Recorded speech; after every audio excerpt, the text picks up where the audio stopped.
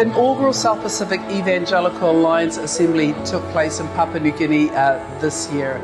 It's the first of its kind, and we had 11 Pacific nations turn up to meet, to include 2 other nations of visitors coming from the USA, Germany and South Korea.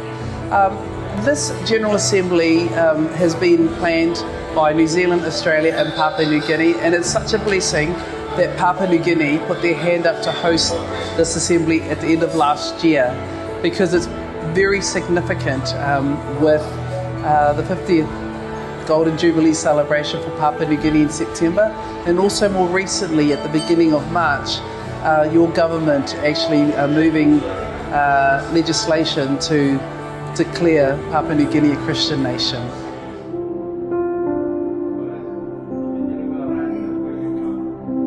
From some presentations, I learned about the meaning of evangelism, evangelical.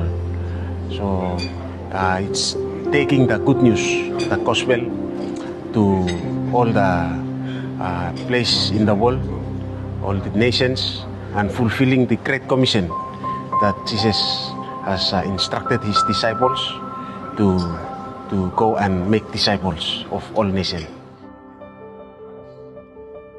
We have to be there and share about our living God, and to live and share. What I have in mind now is going back and try connecting with youth leaders to come together and find a way to help using the steps of discipleships that I learned from you, and you try using it to share with the youths, not only Methodists but also from the Catholics and the Christian churches. Also strategies that will help them strengthen their relationship with God. Thank you for the vision. I'm so thankful to God that I know when I go back, I have something to take back with me, to share it with the community and the leadership in our nation, especially in the church, that it's time to work together.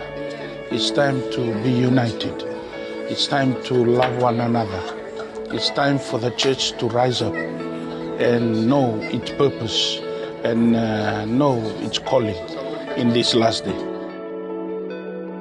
I think going forward, we can only pray that the South Pacific Island nations will work together collaboratively to see God's kingdom advance and to ensure that the gospel is received by everyone by 2033. Thank you.